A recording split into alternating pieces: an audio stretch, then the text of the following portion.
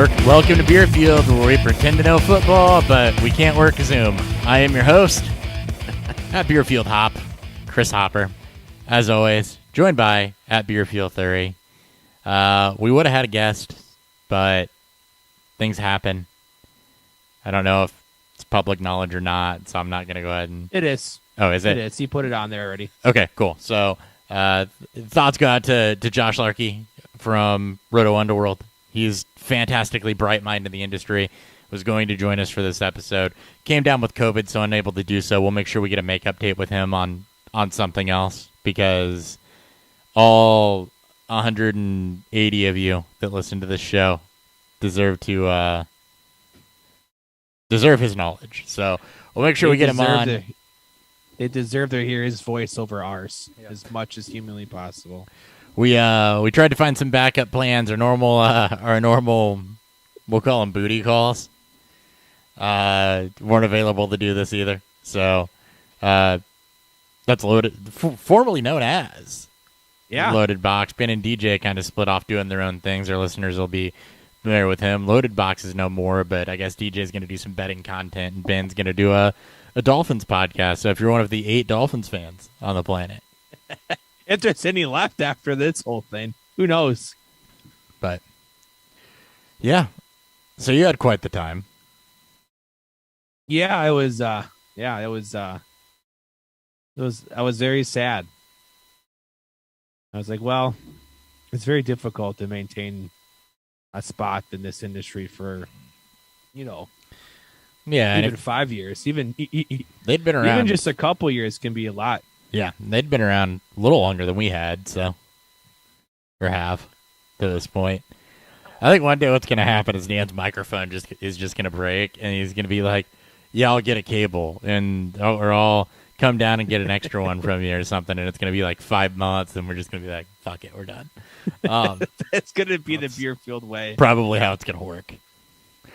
But anyway, we're starting our draft look back series, so as we get built up. In the background, I am. I'm going to pretend like Dan is, whether he is or not. We're crunching numbers and reviewing rookies and looking at the incoming draft class. And as we do that, it's always good to look back at your previous draft classes, figure out what hit, what didn't, really remember how you felt about people. Always good to evaluate your process, but definitely good to go back and look at these guys from a dynasty perspective. We do 3 years rolling of these, so we'll start with 2019 tonight. We'll do 2020, 2021 in the coming weeks, and then it'll be Combine time. So we'll hit that, and then post-Combine, turn around and actually start getting in tune with the incoming NFL rookies this year. So absolutely. It's our favorite time of the season where we get to learn new players and get excited about people and be all full of hope about others, and it's a good time. But before we get into that, we're drinking. We're drinking. What's fueling Beerfield?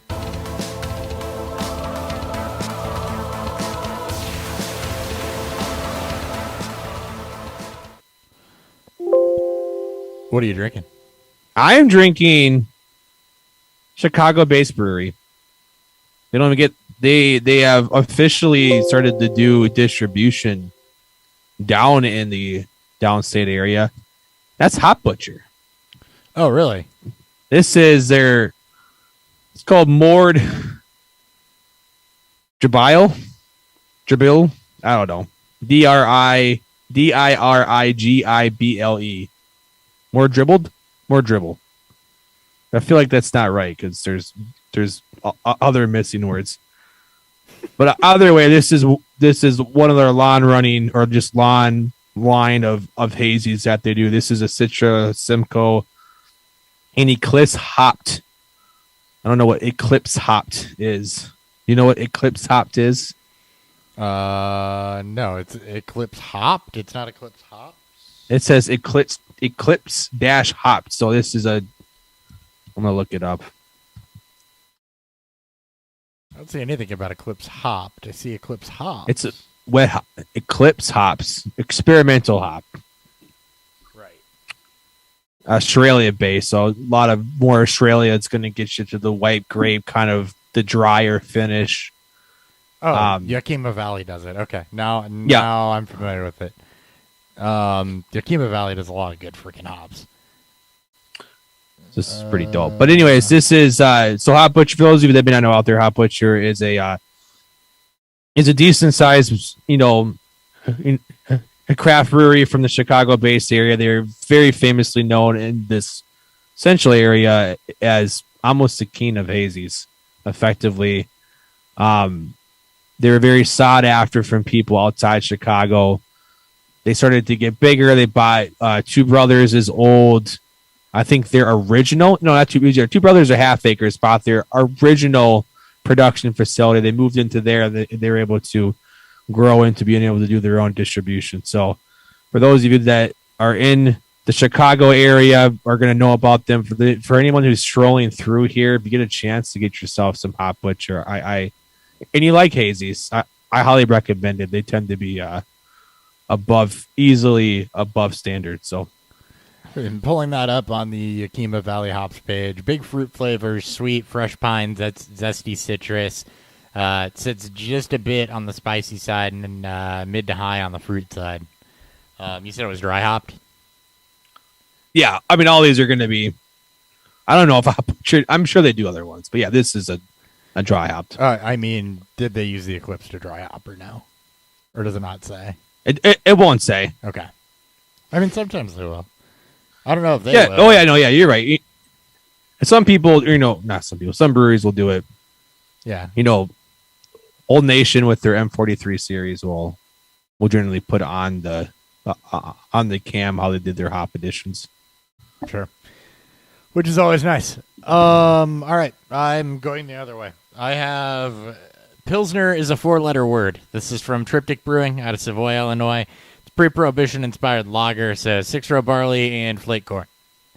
About as basic as you can get. Yeah. But if you want to know how good a brewery is, drink one of their lagers. Yeah. Drink a lager. Drink something crisp, clean that you can't hide behind anything. All right. News. Dennis Allen, Saints defensive coordinator, has been promoted to head coach. He's going to be the bridge guy, it looks like. I wonder if they'll try to convince Peyton to come out of retirement after this year. It's the bridge to convincing. He's going to be a bridge guy for the Saints. Several years of dark ages coming up. Good. Fuck him. Lions promoted tight ends coach Ben Johnson to offensive coordinator. Just a note, not anything to really talk about there. He had been working closely with Dan Campbell anyway. Mid last season, I think he started getting more involved on that front. Texans hired Lovie Smith as head coach. One note on Ben Johnson. Based on the timeline when he did start to help out, that's about the time Monroe St. Brown started to get more involved. Just throwing that out there. Texans hired Lovie Smith as head coach, and they're going to promote Pep Hamilton to offensive coordinator. This was interesting for a couple of reasons. For the second year in a row, the Texans seem to have not been able to attract or bag a coach that moves the needle or significantly does anything for the franchise. They have not. Nobody else is out interviewing Lovie Smith for a head coaching job. Nobody else was out interviewing David Culley for a head coaching job. But for the next, yet again, the Texans have managed to swing and miss on every other head coach and ended up promoting from within. The other thing that feels weird about this to me is, the team was playing for David Culley. They were playing a lot closer than they should have been. You had success. If you're just going to move to Lovie Smith, who's already on your coaching staff, why would you fire? Like, how much is your pulse not on the finger of what's going on to fire David Culley? Because it's not like, okay, we saw something, we need to move at something that can expand on this. You move to somebody who failed to have success at the college ranks, after failing to have success in Tampa Bay, after having massive success at the Bears. It's an old school coach that hasn't proved he can adapt to styles. It just feels like, just like you said, it's a backwards move that doesn't, it's not going to attract, free agents here. on top of the Watson, scenario, and just with how Bill O'Brien and helped with the owners really tarnish the the PR appeal to a team like this, to the Texans. It's the one great thing we have with Lovie Smith is the best beard in all of football, though. It's got that salt and pepper look. He does have. He's got a great beard. What this reeks of beard. to me is that they fired David Culley, hoping to go get a big name, failed to attract a big name, and then said, "Oh shit, what do we do now?" It's if I'm a Texans fan, this is gonna be rough. I mean, you're hoping for a complete ownership change at this point, with all the goodwill that they got with Watson and Hopkins and this team going to the playoffs. You had JJ Watt, obviously in his prime, and it's kind of just wasted away. Mm-hmm. And it's nothing personal against Lovey. I mean, as a Bears fan, I have fond memories of Lovie Smith, but you got to know, man.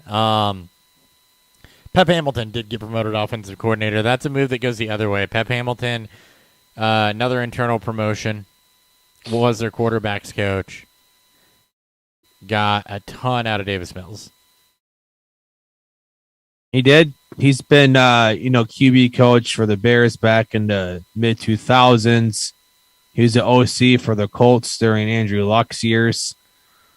Wasn't he a QB coach when Peyton was there too? Or I thought he. Yeah, I'm looking at his history right now. 2007 to 2009, he was the QB coach for Chicago. Yeah, he was the quarterbacks coach for the Chargers, year of Justin Herbert, as you mentioned, Davis Mills. So I don't think this will point to sign that they're going to keep Davis Mills, but it's a sign that if they bring in somebody, if they draft somebody, they've got the infrastructure in place to at least support quarterback development and really a decent offense. So it's really going to be interesting if they're just going to have Lovey in this leader of min role and rely on Pep to put the offense together. But I do like Pep Hamilton in an OC role again. Yeah, this is going to be interesting. I'm with you. I'm a little intrigued to see how this offense operates. They're gonna when they're able to move Watson, they're gonna get a lot of draft capital in return. So it might be interesting. It's still Houston. They'll probably still find some way to fuck it up, but probably. I'm intrigued. Vikings hired Kevin O'Connell as their head coach, latest apple to fall off the Sean McVay coaching tree. As soon as the Rams, Bengals Super Bowl, this will be officially announced. He's had success. He was with Washington during I think Kirk Cousins' last tenure there. Or no, he was Cousins' quarterback coach during his final couple of years there. I don't know how much he has in hand of how this offense goes, but the Rams are getting plucked lleft and right. Oh, and the Vikings are doing a lot of plucking. It's going to be the Minnesota Rams soon here.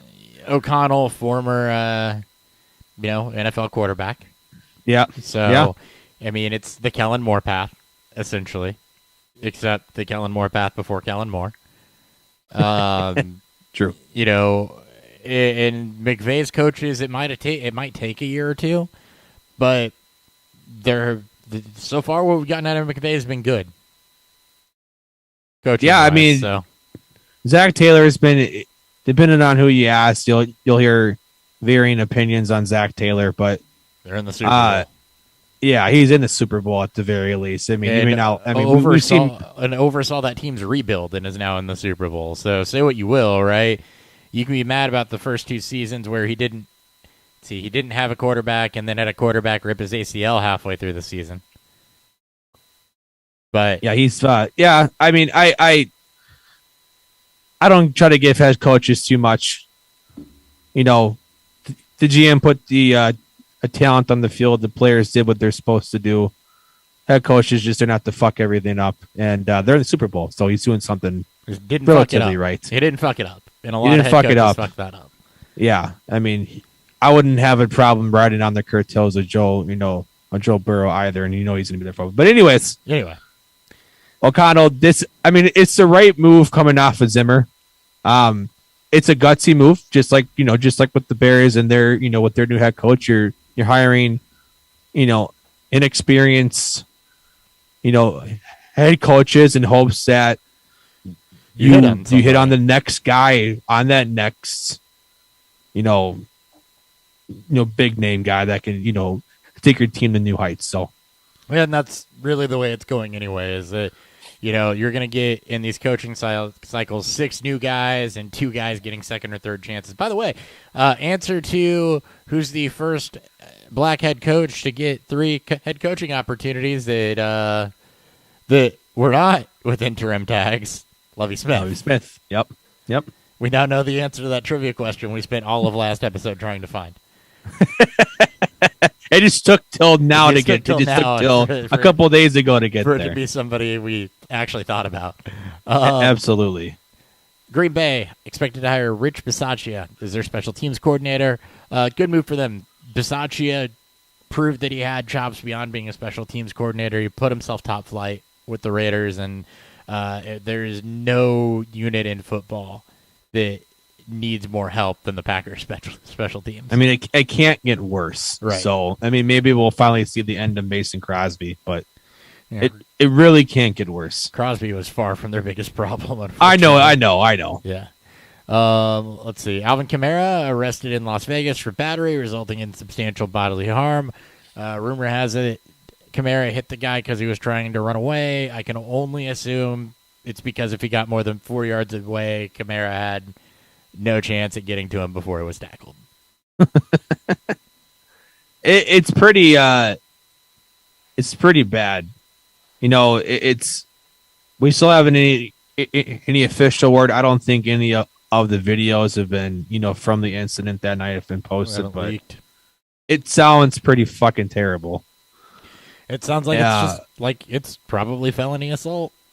But Ray Lewis murdered a guy, and he still made the Hall of Fame and played a full-on career. Oh, no. The NFL's not blackballing somebody for they're not simple felony assault that isn't domestic violence. They tried to make a name out of Ray Rice. That's been the only guy that's ever really felt the wrath of this. And that was domestic violence. That was domestic violence. That wasn't even just male-on-male fighting in a club. So... Yep. We'll see as more comes out about this. I'm sure a lot of listeners know, and we'll also, keep you guys up to date with the info as it keeps getting released. Yep. Miami hired 49ers offensive coordinator Mike McDaniel to be their new head coach. Interesting to watch what they do personnel-wise here. I like what they have in Waddle. How that 49ers offense ran, I think, is good for Waddle because if you fast forward back, I think 2 episodes, the biggest thing I wanted to see out of Waddle was that ADOT and, to go up and his yards per target to go up and to start working further away from the line of scrimmage. And, we know that that's how Debo and Ayuk worked. We know how Kittle worked in that 49ers offense. It's good news for Mike Gesicki, who we're still waiting on a breakout from. Overall, I like the hire. I'm intrigued to see what Miami does personnel-wise. I think McDaniel's a guy that, at least in the Twitterverse, people seem to like. So, good interview, too. So, let's, Yeah. I hope he finds success there, but I'm super intrigued to see what Miami does personnel-wise here, too. It's only 1 year of being an OC. It's pretty impressive. He was a run game coordinator dating back to 17. Been with Shanahan for a long time, though. He followed Shanahan from Atlanta to San Francisco when he was Shanahan's offensive assistant during those 2 years. I think he's been following him because Shanahan was with Washington. He's been with Shanahan, I think, since 2011. He's followed this trend. Yes, because Shanahan was with the Redskins, if I'm not mistaken, at that time too. So yes, it was that team at that time. Yeah. So yeah, he's been part of the Shanahan family. Let's say so. Yeah, and we haven't. I mean, Saleh, I guess, and the Jets. Jury's still out on him, but we haven't seen a lot fall off the Kyle Shanahan coaching tree. So we're about to find out. I mean, maybe this will speak to Miami's running game. We know how good San Francisco's been, and McDaniels has been the conductor of that. And that's what I'm watching, and I'm also watching to see if they bring in a bigger gadget type of receiver like Debo. Because, that's the other thing people are going to be watching for is, are they going to get a Debo in there? They're going to be hyper in tune with the running backs, but it's going to be, are they going to get a Debo in there? Because, Waddle isn't. They already have a Debo there. And he said his name. Who? Mike Gesicki. Mike Gesicki. Mike Gesicki's not a traditional. He's not a traditional tight end. So, no, and he played a lot outside. He did. So might be. Yeah, we'll see. It's going to be interesting to watch what they do, but I definitely think that Miami is going to be a team that, even outside of Waddle, there's going to be a couple guys that you throw some stuff on late in your draft, or that we're going to be talking about here post-draft, post-free agency, that you may want to target with potential upside. Yeah. And we'll keep seeing on who he decides to bring in and his coaching staff. So this is going to be this is going to be a very watched over team, especially in preseason and in training camp and preseason as we get a little more information. Yep. Ravens hired former Browns GM Sashi Brown to be their new team president.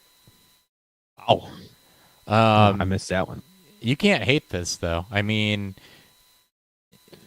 Brown did a lot for that Brown on Browns for their revival to where they're at now. He got axed, but I mean, the draft capital and the way that he managed that roster and managed their cap situation is the reason that they had the playoff run, that they got the players, they got the talent, they got the personnel that they have now. And I think that they're still...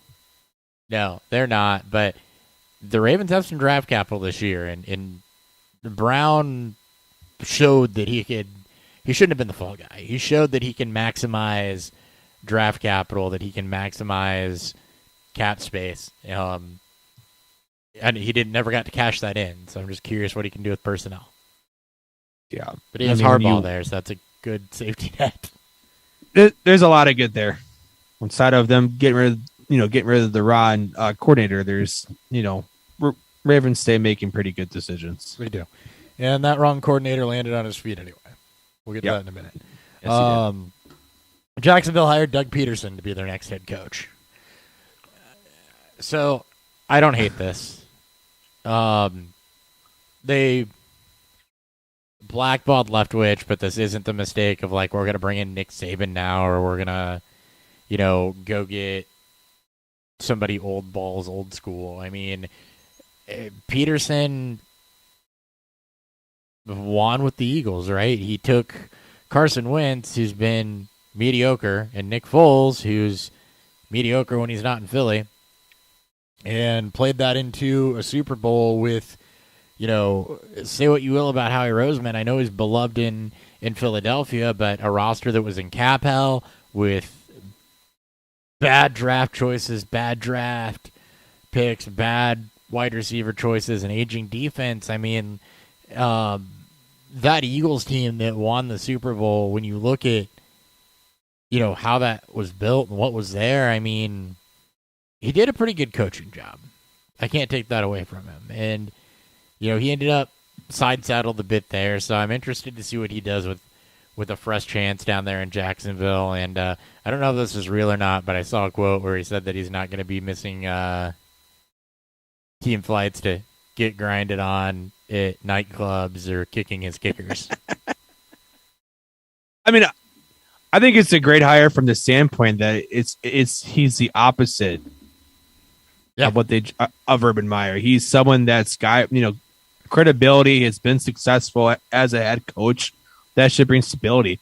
Is it the long-term coaching hire? We'll see. Probably not. He didn't have a great end to his run in Philly.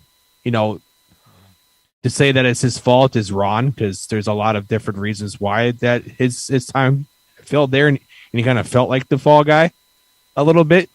But he was. But he's got Lawrence. He's got a young offense. He's going to have good draft capital for the next year or two as Jacksonville starts to right the ship, hopefully in the right direction. And I think it's a good hire just from that standpoint. It's not supposed to be sexy, but it's supposed to breathe,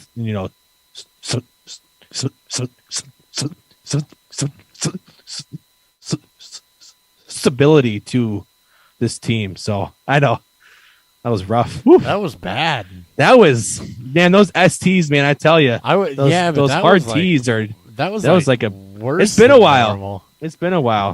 For those on YouTube, gonna have a good laugh at that one. The YouTube, it's all the way there. But I mean, even on the podcast, because we don't edit this thing. I mean, you're very comfortable with that stutter, and STs get you. But that was worse than normal. That was fun. But I agree. I was starting to wonder if you were ever going to come out of it. I was like, I thought I was. I'm sitting here just like, I thought I was stuck in a loop the whole time. I thought I was fucked. I'm like, well, this is how it goes for Dan. His skip protection's broke. I'm sitting here like, you just need to back off and step back and take a deep breath and try. I thought about that too, and I'm like, I just got to own it now. I've gone too deep. This has gone a second longer than it needs to. I just got to let it roll. Let's see how long it takes. Jim Bob fucking Cooter has a job again. Jim Bob Cooter has a job again, and I'm happy about that too. Pass game coordinator in Jacksonville, by the way, very successful in similar roles with Matthew Stafford there in Detroit. So this is not bad news for Lawrence either. I think that outside of Balky still being there, because they haven't fired his ass yet, that they're in good shape, really, at the coaching level. And there are no fix-it-quick scenarios in Jacksonville, right? It's not going to be fun next season, but what you're looking for is just solid personnel moves and some glimmers of hope there that they can build on that more. And then, year 3, year 4 with Lawrence still in his rookie deal, actually be a contender. They're a ways off, and you're right. Peterson might not be long term, but bring in Jim Bob Cooter, which is a guy that had great success with Matthew Stafford, is a guy that I think can help Trevor Lawrence, and pairing him with Doug Peterson, who I think is a guy that can groom a young roster. I like these two hires. I didn't realize Jim Bob Cooter was only 2 years older than me.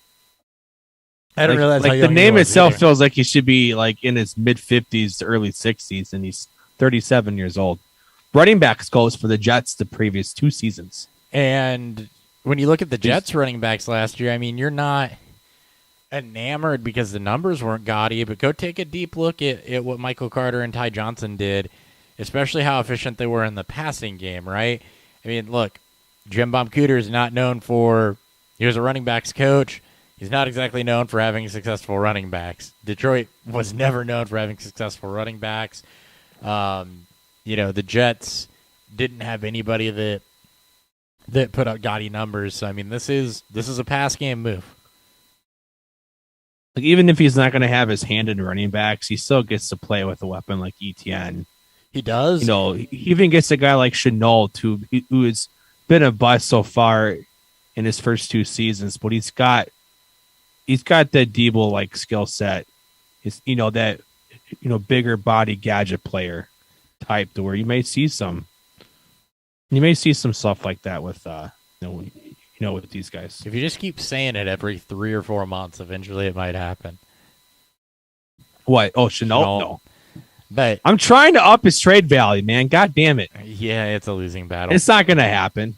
But I mean, it can't get any lower, so I'll say, I mean, it could, but you mentioned ETN though, and that's an interesting buy low candidate who, didn't even get a rookie season, but that's where Jets backs were most successful, is in the receiving game. No, if you're not out there trying to acquire Travis Etienne, I don't know what you're doing. Highly efficient pass catcher in college, and he's tethered to his college QB. Yep. On a bad defense with lackluster receiving core at best. Now Etienne he's going to be top 3 to 5 this year in running back targets. Love it. Absolutely love it. Washington has a new team name. I don't know if we talked about this yet. I do not care. the name was never going to be as good as people wanted it to be. No, it wasn't. Never was. And it's almost makes me wish they'd stepped with the football team. And apparently not enough to tie away from the fact that Dan Snyder is still. I can't. I can't. Like, what does he have? He sucks. Like, literally, what does he have on some of these, important people? Owner's fraternity, right? It's not what he has; it's what they have hiding in their closets that he might know about. And if they oust, exactly, and if they oust him, how many more are going to go down? Yeah. What? Like, we want to see them emails, and if Dan Snyder gets rubbed the wrong way, yeah. It's what happened with pun intended. Yeah, right. Pun fully intended. Oof. Anyway. But anyways, Goodell did come out and say today that the owners do have the capacity to vote out an owner when he was asked. Yeah, I think I don't Snyder's think it'll happen though. No, no. There's no way it happens. The NFL is going to have to do something about it because the owners aren't going to vote out one of their own. When I can guarantee you, I don't think that. I think he has shit on the NFL too. Like, there's a reason. We can put our 10 hats on and talk about it, but he probably has enough shit to tear the whole motherfucker down. I think the bigger problem is if they oust him and he starts rolling over on other owners, how damaging is that going to be? And, you can't oust that many owners because you don't have that many billionaires that can step in and buy a football team. Yeah. It's, yeah.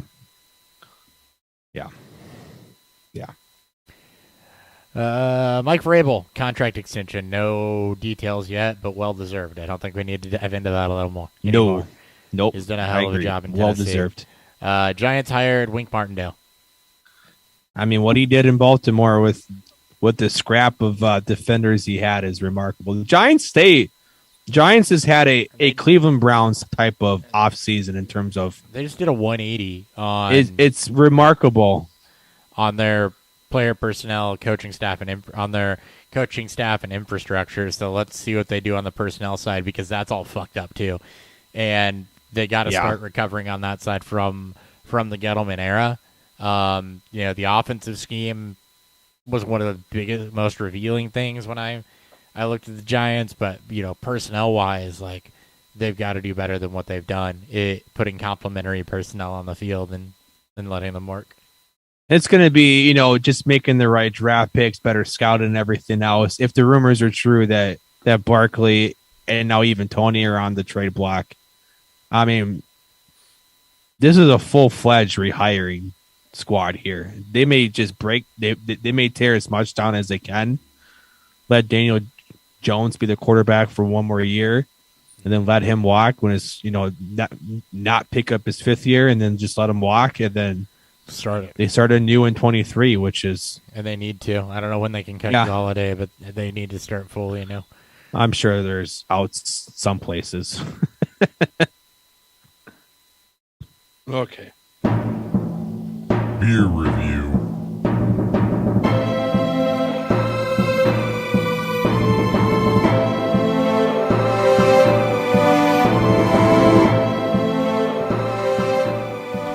What I'm hoping is about halfway through is we are about to get into the draft class. Yes, but I'm. It may be tough to break this apart. It's going to be tough to break this apart. So yeah, I'm almost done. I'm going to have to go to the Keezer here in a minute. All right, cool. I had Pilsner as a 4-letter word from Triptych. If the 4-letter word is good, then I agree. This is kind of right up there with Scrimshaw, winner of our March Madness bracket. In terms of just how well executed it is, it's got great color. It's incredibly clear. Like, look at that. You can see my face through it. That's how clear it is. Love it. Crystal clear, incredibly crisp. Corn gives it a nice sweetness and some flavor. 6-row barley is a nice turn from 2-row barley. It kind of gives it a little bit more of a unique, like almost nutty bite, I would call it. It's got a very unique malty flavor that isn't just the subtle sweetness of regular 2-row. Yeah, that combination of at least corn and 6-row does. So, yeah, they did a really good job. 5.5% too, which is a little higher for a Pilsner. So. A little higher for a Pils, yeah. Yeah, but look, Triptych is known for their hazies, right? That's their hazy and dry hopped IPAs are what get them all the love. Their pale ales. They used to do a really good wheat beer called Leet Wheat that I haven't seen in a while, but this is just proof. Like, and they do this every now and again too, where they just throw something out there that is basic as hell, and they do that really well too. And it's like we said, you want to know how good a brewery is? Drink a Pilsner, or drink a classic style beer where you can't hide behind adjuncts and hops, and they prove they can do that too. Yeah. All right. Again, I'm drinking Hop Butcher. More dirigible. More dirigible is the word here. It's another word. It's basically like a blimp. I guess is what a dirigible is. So on the can, you get to see a dirigible in the background, which I'm assuming is what it's supposed to be, and a bunch of clouds coming out. So hazy with all the industrial shit behind it. So again, it's the Citra, it's Simcoe, Eclipse, dry hops, single hazy IPA, 6.5%. It drinks like a hazy IPA would. A lot of citrus, pineapple. You get some of the stone fruit. It's not as heavy grapefruit or tangerine, but you get a lot of the pineapple sweetness. You get a little bit of orange to it. It's a classic hazy. Not much more needs to be said. Cool. All right. So yeah, if you're ever in Illinois, check these two things out. Triptych actually making its way into Missouri and some other areas too. They got a pretty large distribution now. But yeah, if you're passing through Champaign, on your way east or west, I-72 runs right through there and then keeps going. So check it out. All right, 2019 draft class. So, as I was putting this class down on paper, I think that the one thing that became obvious to me is this class,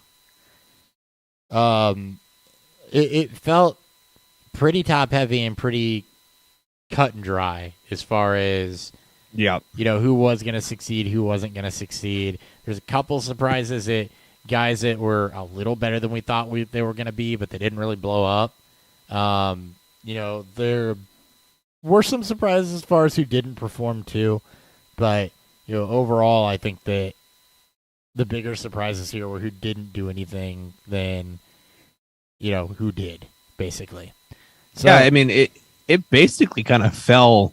There was no massive jumps outside of receiver. Maybe tight ends kind of underperforming. Tight ends underperformed. There's like a group of people that if you had told me all of them missed, I would have been really surprised. And we'll get there in a minute.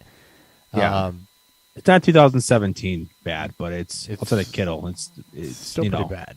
It's not that bad. At least not yet. It's not bad. It's just, there's another group of people that I would have thought based on even today, right?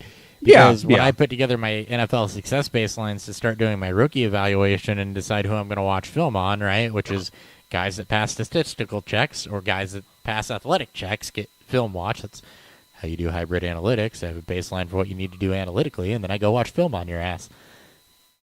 And that's how you do both. But or you get a lot of hype, and we just have to kind of watch you. That too.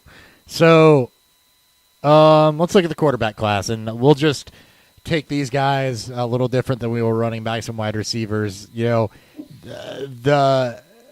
only guy that I think jumped up here that some people weren't on was Gardner Minshew. And I think a lot of people were on Gardner Minshew just because of how gaudy the numbers were as a guy that when you looked up and down, I know I kind of was, when you looked up and down, if you're like, okay, there's a late round guy that might do something, it was Gardner Minshew, Easton Stick, maybe some people on Will Greer because I was higher on Greer too. But you and I both like Greer. Yeah, it wasn't just going into the draft. Post draft, we had to fade him pretty heavy, but going into the draft, we did.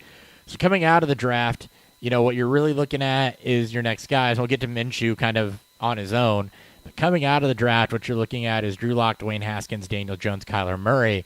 And, these guys checked all the boxes for range of outcomes, right? You have Kyler Murray, who is a top echelon quarterback in this league. You have Daniel Jones, who has really disappointed. You have Drew Lock, who I think this year especially, like, people thought he was really bad, and then you get Teddy Bridgewater, and you're like, well, this team needs Drew Lock now because, what else are you going to get? We need to see more of him. People aren't done with him yet. I think people are done with Daniel Jones. People aren't done yet with Drew Lock, per se. I think a lot of people wanted Drew Lock because they felt it was the better alternative for that offense, and you might as well at least see if he had progressed any. But I think Lock and Minshew have the best chance of being journeymans. I think they do too. At this point, Lock. I it's hard for me to see Lock just get another shot without being a part of a competition. I see him and Minshew as bridge guys between rookies. The next Ryan Fitzpatrick's. I think Lock still has more upside than. I think sure. Bigger arm. I think Minshew's a better journeyman for that, though. I think Minshew's going to be a much better bridge guy because he's got a higher floor. Yeah. Lock, I think just like with Jones, and with Haskins to an extent, it was, if he hits, it's going to be great. But if he busts, that's likely it. I think Lock still has a chance to, but I'm not betting on it. I mean, he hasn't crashed and burned like, he wasn't caught up in the shit show that Daniel Jones was and didn't. And let's be clear, he had his own hiccups. He wasn't caught up in the shit show that Daniel Jones has been. He's overall looked better than Daniel Jones. And Dwayne Haskins just straight up. Haskins is everything about that situation bombed. Yeah, I mean, Haskins is the biggest bust of this quarterback class. Oh, yeah, easily. Jones still at least has some, fantasy upside to him because of the rushing ability. So for fantasy wise, he's still got something. But and I saw Haskins coming. I think I can say that relatively honestly, not just in hindsight. I was never sold on Dwayne Haskins. No, he had his problems, and Washington just handled it poorly. And then you add the personality problems coming out too, and exactly the attitude problems. He goes to Pittsburgh, which is great at dealing with attitude problems.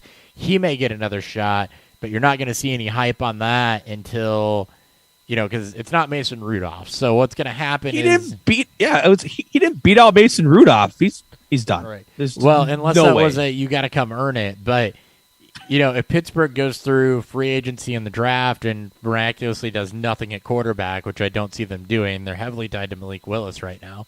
But if they go through that and do nothing, then you're going to see Dwayne Haskins' name crop up. As far as this class goes, I mean, behind Kyler Murray, who are you most sold on giving you any form of value down the road? Who's a back of the roster super flex quarterback that you're just like, yeah, we're gonna hold them maybe as a just in case until I need this Minshew right now. It's got the best backup situation. I mean, as much as we love Jalen Hurts, and I would love to see Philly completely, buy into him. He's on the team through 22. He's on contract with Philly through 22. If Hurts implodes, if Philly struggles, he may find himself benched. Minshew he's been successful with two different franchises with two different offensive schemes. And he's got injury with Hurts too is the other thing too with the style that he plays. Absolutely too. And in his one lone game, so small sample size, he was successful. At least from a production standpoint. I think he's the best one to make a case because I think he has the backup staying power. He'll never be valuable. He'll be a buy low in super flex if he's in a good backup role, or if he lands into an ambiguous quarterback backfield for whatever reason. He'd be my best bet to bet on. I think he should be rostered in all deep super flex leagues, especially if you have Jalen Hurts, because you want to protect that, and you got to see some success with them from this past season when he got called upon to take over. So, I mean, I know you love Locke, and we don't have to beat that horse. He'd be the second one though. I think he could land in a backup role somewhere, and he may be given that shot. I think Jones is done after this, personally. Yeah, and I'm not going to beat that horse. I will say Drew Lock, just to take another angle on a different guy. I don't disagree with the Minshew take. I'm a huge, obviously a huge fan of Gardner Minshew in what he does, and I agree. He absolutely has the highest floor, and you are most likely to get value out of Gardner Minshew. The case I'll make for Drew Lock today, February 9th, 2022, the date being put there, so if you're listening to this in May, the situation could change drastically, right? Because this is a podcast that somebody new finds us and wants to go back and listen that far, you may find this one. So February 9th, 2022, today, with the infrastructure that the Broncos have put in place, with Nathaniel Hackett, who got good seasons out of Blake Bortles, if they whiff on Rodgers, if they do not address the quarterback situation, and given how set they are in other areas, I would be very surprised if they don't. But I don't have a lot of faith going in this quarterback class. No, of course not. So if you swing and miss on Rodgers, I think immediately you're setting yourself up for a quarterback competition, because I don't know, this is before we get to film, but just looking statistically at what the general temperature is across Twitter on this quarterback class, I don't know that there's somebody that you necessarily look at them and say they're a day one starter and they're going to be successful.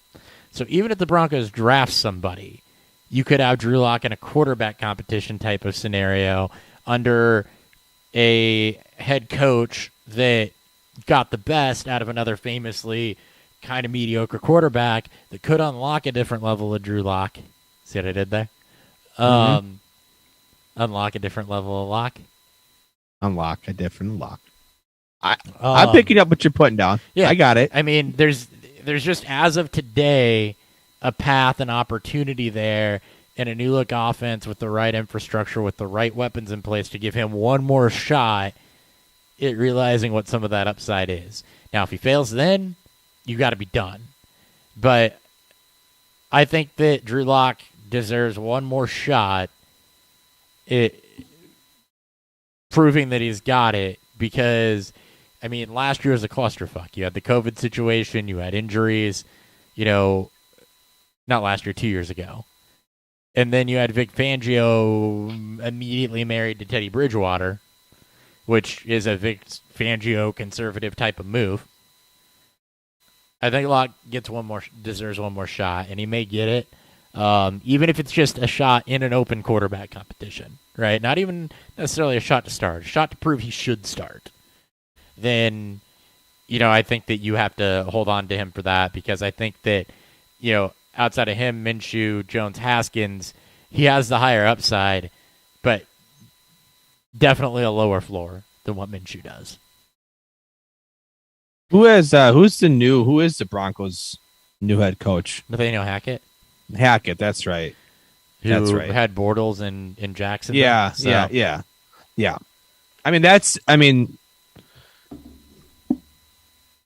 we'll see. He's a toss-up. He's going to be free in all leagues. He's probably been dropped in all. He's been dropped in all single QBs. I'm sure he's been dropped in a lot of super flex. So if you like him, or if you think he's going to have that shot at it, go ahead and pick him up.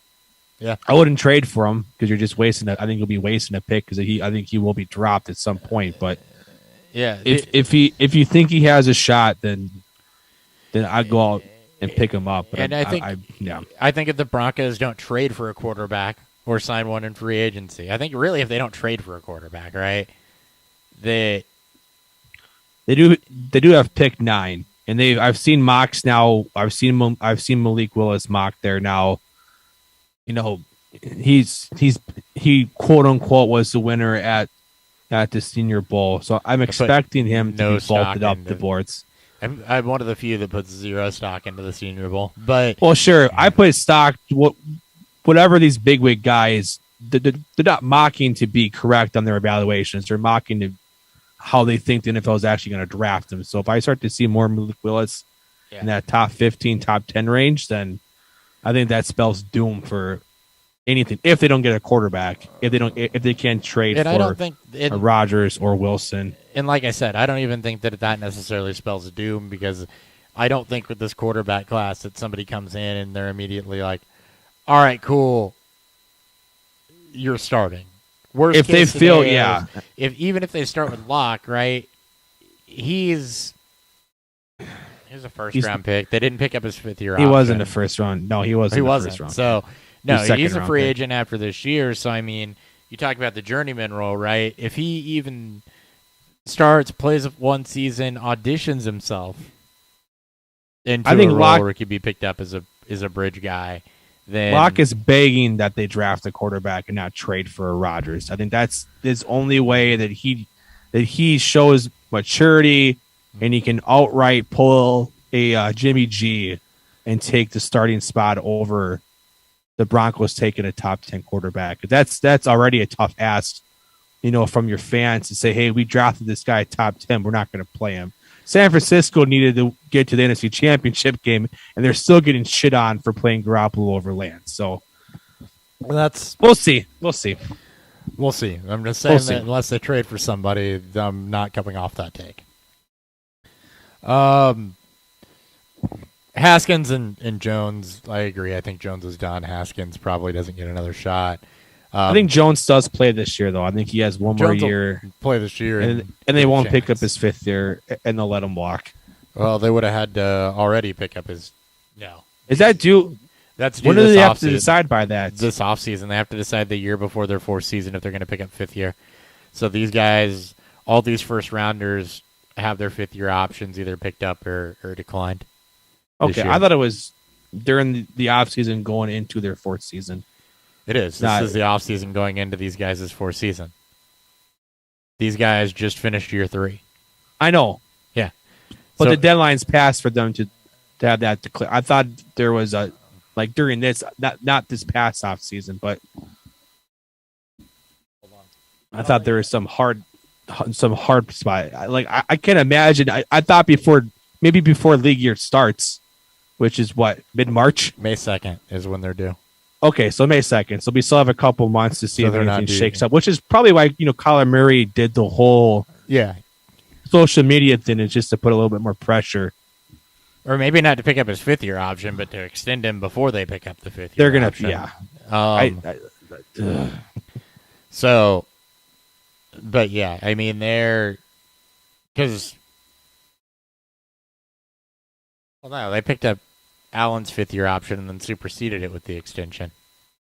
So you can probably pick it up early too. You can probably decide on it early. I don't know what he's doing, but he'll be there or somewhere. So I think though, I think he'll play this year, and then if they don't pick it up, he's gone. If I don't see them picking it up, it wouldn't make any sense. Will Greer, Ryan Finley, Easton Stick, Clayton Thorson, Trace McSorley, none of those guys you need to care about anymore. Nope. All right, running backs. I'll kind of break this up. They're in order. Let's start with Josh Jacobs, Miles Sanders, and let's start with Josh Jacobs, Miles Sanders, Damian Harris. These are the 3 guys that were really kind of. Did you skip? You didn't put on David Montgomery. Is David Montgomery in this draft class? Yeah. I don't know if he was before Henderson though. That's wrong. Yeah, he was. He started around pick. I just missed it, or you missed it completely. I don't know if he was before or after Henderson though. Maybe it was even before Singletary. Yeah, he was. He was 3rd round. Anyway, so let me make sure I didn't miss anybody else. It makes me wonder if I just glossed over it or if it really wasn't on the list. So Montgomery was after Henderson by a few picks. Okay. He was, and I did miss it. He was after Henderson by a couple picks and ahead of Singletary. I just glossed over it. So, okay. Sorry. Throw him in that mix too, though, right? With, not Henderson, because I'm not going pick-wise, but... Okay. I see. I get you. I'm going kind of tier-wise, right? How we had most of these guys pre-ranked, and I think that what a lot of that was Josh Jacobs, Miles Sanders, David Montgomery, and Damian Harris at the top of this class were what a lot of people were. And Harris was expecting. generally outside of that top tier. It was generally Right. Jacobs, Sanders, Montgomery, and then the tier break of Harris, Henderson, Justice some Hill. Madison, some Singletary, and Justice even Hill. Justice Hill got some love too. Justice Hill was up there. And So- Bryce Love before all that. Yeah, we'll get to that soon. So Jacob, Sanders, Montgomery. Kind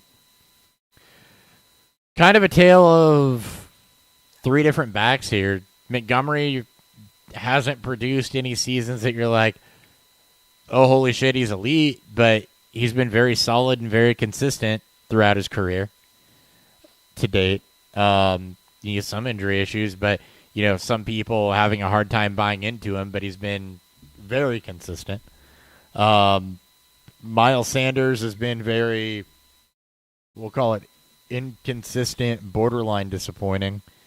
And It's been all over. He's been all over the place too. And Josh Jacobs has been, well, kind of all over the place. So DLF, 18 Montgomery, 21 Jacobs, 24 Sanders. So all mid to back in twos. Yeah. I don't expect any of them to get re-signed with their current team. I don't even know if Jacobs will get his fifth year picked up because, again, he was a lone running back taken in the first round. Yeah. I mean, I kind of like trying to acquire them, though, if I'm a contender this year, because all three of them should have secure roles. Sanders is touch volatility. You're not really sure why, Nick Sirianno never really bought into using Sanders more often. Josh Jacobs does have a bit of upside, though. If the Raiders decide to pick him up or resign him, or not resign him, but extend him, and if the new coaching staff decides to utilize his best skill set, Jacobs still has some value beyond this. But like we talked about earlier on and multiple times throughout this past year and then, previous offseason, it's really difficult to want to buy into these guys with the upcoming draft classes and just with the state of running backs right now. Going into their second contract and everything, and that's, we're coming up on it. I mean, it may be time to get out of some of these guys if you don't expect them to be re-signed, because running backs landing on a second contract with a different team in being productive or successful is even rarer. But,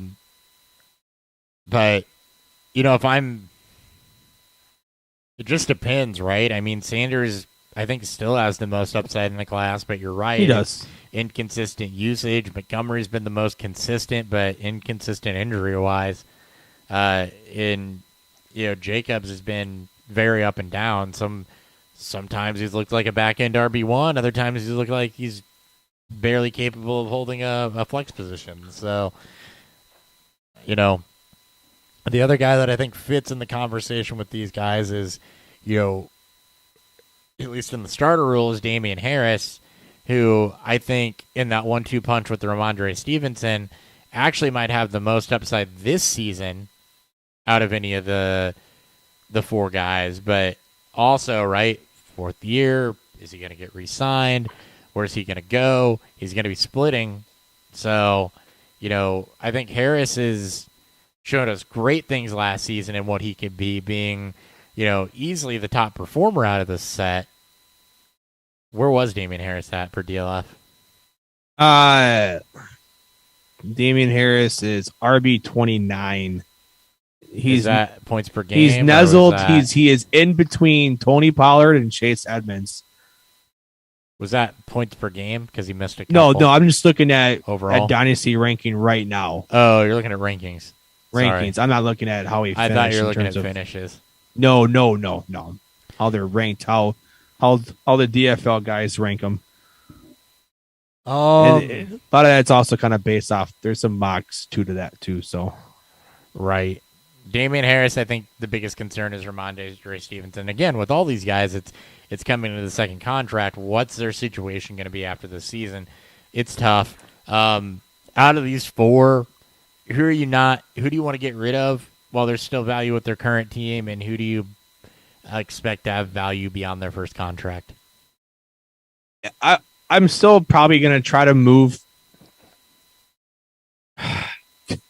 I mean, they're all relatively They're kind of the valued same. the same. I mean, you got Monty at RB18 all the way through Damian Harris at 19 or at 29. Excuse me. It's probably I'm probably going to try to move on Sanders when he has one of those big efficient games. He was efficient with his touches last year. They're just minimal. Jordan Howard and Boston Scott are likely not going to return, so it's just him and Kenny Gainwell, and obviously they'll probably bring some guys in, draft some guys, or they'll potentially bring back one of the two. I'll be looking to flip him. There's no way that he stays in Philly if they're not going to give him this. He's going to expect more money because of that. I think Harris has the best. I think Harris could return the best value, but the Patriots just replace running backs. He has his successor in Stevenson, who will just take over his role when they inevitably let him go next year, or if they do resign him, then I guess. But he's always stuck. He's always going to be stuck in this backfield and never. They used him. getting. They used Stevenson more like Blunt though, and Harris more like Dion Lewis. So I mean, and they did re-sign those guys with James White multiple times. I know McDaniels isn't there anymore, but just I want to make sure that gets out there as well, that the Patriots really don't churn backs like say the 49ers do. I think that James White had multiple contracts. I think Dion Lewis got 2 contracts there. I think Blunt had 2 different stints. And we've seen them kind of typecast these running backs as well. I don't know how much that carries over with whoever's going to replace McDaniels, but it's just something I noted when I deep dove into the Patriots for Dynasty, was that Stevenson and Harris really, while they do cut into each other's workload, there was a complementary aspect there as well. Yeah, I mean, it's just, if he was year 2, he was going into year 3, I think this would be different. And that's the biggest difference right there. And it's like, second contract. if you're trying to acquire any of these guys, you're trying to get production from this year. So I think he has some of the most insulated value, right up there with Josh Jacobs and Montgomery. Montgomery was top 5 in opportunity last year. He's in top 2 in snap share. So he's on the field. Harris is just going to cost the least. And with this running back class not being particularly strong, right, in terms of depth, to kind of, mirroring the 19 class and and this previous class in terms of depth wise, there's not a lot that can be blown up. And New England, I don't see them adding guys to this backfield they already have James White's replacement and potentially JJ Taylor. So it's more of what we expect from its carved out role. But long term, it's really difficult to assume. Josh Jacobs has the best opportunity because he has a 5th year to him, and the Raiders have made the playoffs. He's been a focal point of the offense. He's got his own durability concerns, new coaching staff. So there's some. I think he has the highest potential long term to this team, but he's also just. He's a bit uninspiring, like you said. There's nothing special. There's nothing special about really any of these guys. Sure. But they're going to find production this year. They're going to be a value in redraft, more than likely. And they're going to be a value in terms of trying to trade for them for contention. I mean, we're at the point where they're good buy lows for a 1-year rental. And then you try to maybe get an offload. If one of them blows up, you can offload them for a higher return for a 23 pick. Potentially. All right, moving on kind of the next tier. These are guys that have had kind of some form of value in their own right. It's the larger grouping of Daryl Henderson, Devin Singletary, Alex Madison, Justice Hill, Tony Pollard, and then a little bit below that, Myles Gaskin, Ty Johnson. So, I mean, I just want to go one by one here and give kind of my quick thoughts on each guy. Daryl Henderson, my thought on him is that that goose kind of got cooked, right? He had a shot with the Achilles injury to Cam Akers. It wasn't really capitalized on. The Rams brought in Sony Michel there towards the end, towards Akers' return. Sony Michel was outproducing Daryl Henderson. I think Henderson's a guy that I kind of look at and think that he's likely to kind of fade away over the next 2 to 3 seasons. He'll get shots and kind of bounce around some and may even give you a productive season, but depending on where he lands and what the opportunity is there, but it's going to be spotty. Yeah, he's not going to go back to the Rams. He's going to want to maximize what he got from this past season as a showcase that he can potentially be a plus, a 1A in a committee backfield. But again, he's uninspiring and he's got his own durability concerns. Yep. Devin Singletary, I talked about him a lot a couple weeks ago. He talked a lot about him. We did. He's, in my opinion, a hole. He started to take over that backfield from Zach Moss. Got a lot more utilization and was, productive with it. I think if that continues into next season, he turns from a hold into a trade away type guy. But I do think that he has value at least through next season. Again, it's hard to predict with a lot of these guys what that second contract's going to look like. He's not the one I have the most faith in long term at getting a real prolonged shot at this. We'll get to that guy in a minute. But Singletary is a guy that I think at least going through into this season is going to have some value, and I think that early on in the season you can capitalize on that. Yeah, I mean, my thoughts. I mean, you're going to have multiple sell windows. Right now it works because we haven't hit free agency or the draft yet. What the Bills do in both of those scenarios is going to heavily sway and weigh on Singletary's value. If you hold on to him and he quote unquote survives both, then you're in the perfect spot. Then we reach to where you and Hogue were at with them during that episode. It's survive the draft, survive free agency, and then he can monetarily gain value throughout the summer off season until you can really capitalize on what he'll be at the beginning part of the season. And that's where he is, right? He's in the perfect offense for his role, and he does just enough. Yeah. He's going to be productive if he gets a real shot at it.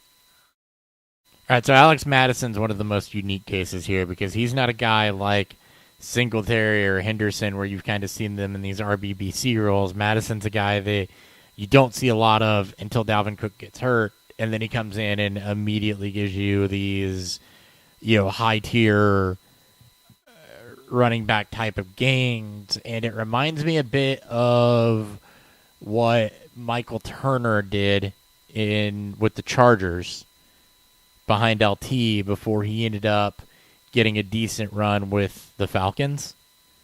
Yes. And I think that Alex Madison is probably the guy that I like most out of the second grouping, maybe even out of the whole class, to long-term get a shot that you haven't seen yet. I mean, he's a guy that is a little bit buy low.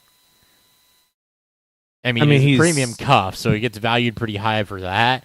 But, coming into year 2, I think given the productivity he's shown in, full games but limited work, so not a lot of wear and tear on the tires, proven productive back, especially if Minnesota hangs with Cook.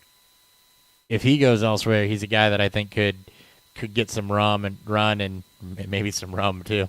And rum, yeah. really give you a couple good seasons there. I think he's just in the perfect offense. If he lands on a team that wants to utilize him the way that the Vikings utilize him and Cook, I think that's where his specialty lies in. And I think that's where the big benefit draws from. It's just he's a great backup. He's a great spell piece, and maybe Minnesota's going to give him a little bit more run this year. Did not give so much to Cook. I was never excited about him as a prospect. That's just kind of where I land with him on that. But I mean, he could, right?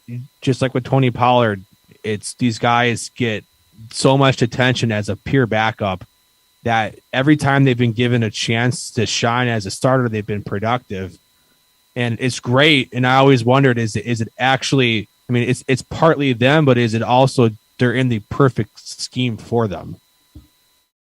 So it's. I mean, maybe he will, just like you said, he's got minimal wear, on the tires, and he's been able to be productive in every shot that he's gotten. So, well, and who's to say I think at the very least he'll land into a committee role wherever he goes to next, and we'll see from there. Well, and who's to say? Well, I mean, committee roles are easy predictions these days because there's like 3 teams that use Drew Bell. Right. But you're right. I mean, you're right. Any back that lands anywhere is probably going to land in some form of a you're committee role. Right. But who's to say that he doesn't get typecast the same way, but with more opportunity and kind of what we saw with Mark Ingram and Kamara, for example, in that type of the smash role to another player's dash, something like that. So I wonder what his market's going to command.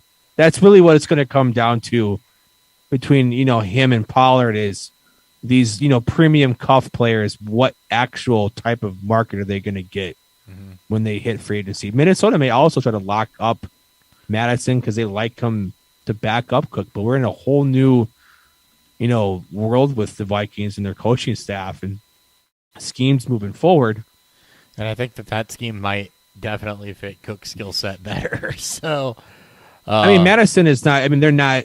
I mean, Cook's more explosive, more athletic, and obviously better in a lot of different ways, but not to that massive of a point. Madison's always been able to do what he's supposed to do. So I mean, Minnesota could look at this and they could let Cook walk the same way that people think that the Cowboys are going to let Zeke go, and you're going to see Madison move into that role. And that's what I think happens with Tony Pollard. That's a very good bridge there, right? So the Cowboys have an out on Zeke after 2022 when Tony Pollard would be a free agent. They got to sign him. Yeah. They got to sign him, but they have an out on Zeke. It would be 11.6 in dead cap on a post-6-1 a lot release, better. But they have a lot better out in 23, which is they do. And I think they may lean to go for. But they release post 6-1. I mean, they're not gonna save a lot there, but it gets them. Sorry, I kept the wrong season. It gets them off the books 2023. Let's see. 2023 pre 6-1 release is $4 million. Post 6-1 release gives them $11 million in savings next season. So if he trends down again this year, and we talked about Zeke as a guy that now is the time to trade him. You're getting on the back end of that bell curve. He's trended down the last 3 seasons. There's $11 million in cap savings sitting there for a post 6-1 release next season. They have an out. Next offseason. They have an out. So if I'm reading this right, so if you re-sign Tony Pollard and he continues to trend the opposite direction, I mean, he could just end up the guy in Dallas. That's what a lot of people are hoping to see into this year. You also got to remember Zeke battled with his own injuries throughout most of last year too. At least towards the end of it. We're gonna have to wait and see with these moves. I mean, Pollard's one where I can easily see him getting plucked and going somewhere else. Same with Madison. I could too. And that's kind of it's good and bad because we don't know how to value them when they leave, and that's why they can be premium bias. Pollard just is always going to feel more expensive. Everyone in this community loves them. And landing spot matters, but and Pollard's more dynamic, which again is why I kind of like Madison a little bit more, because it's gonna cost you less to go out and acquire that scratch off ticket. I think like if you got him, you hold him. I mean, if you want to, I do not pay up.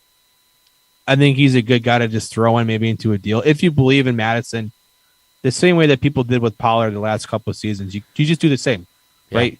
You throw him into your deals that you're making, and you just go from there. Because I think it's gonna be hard to trade for him 1-for-1, because most people that still have him are holding and waiting for this moment to also happen, or for Dalvin Cook to just, I don't know, hurt and done for the year. Monty's got so much, or not Monty.